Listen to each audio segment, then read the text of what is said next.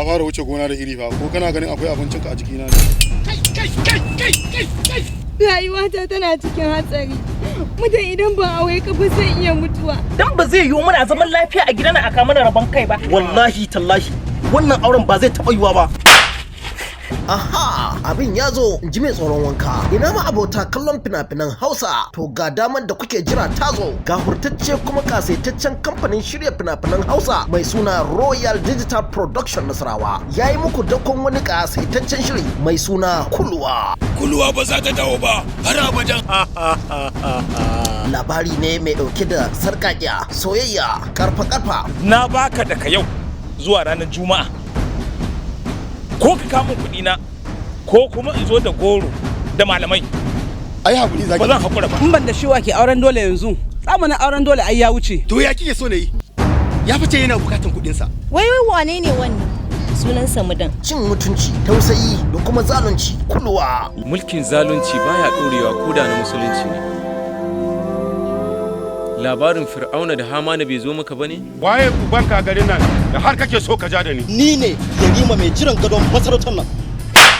Ka tuba turuwa, ka ji salatin arna. Dana ina!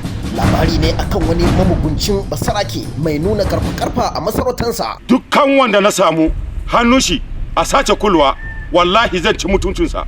Ko da kai ne mahaifinta. Ka san ita ce farin ciki na kuwa? Me kake nufi? Ba na gaya miki zan biya ba ko nawa ne?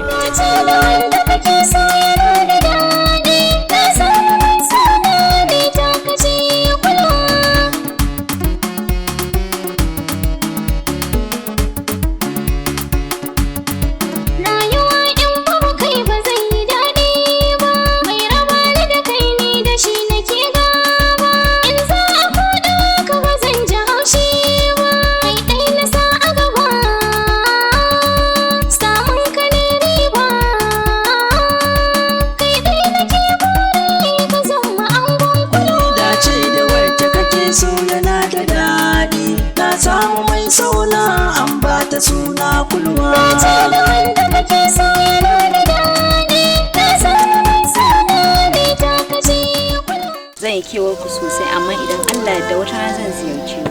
Muna buga ko in sassara ki. Dama ku ko bata da yariyar nan da ake ta neman ta a gari?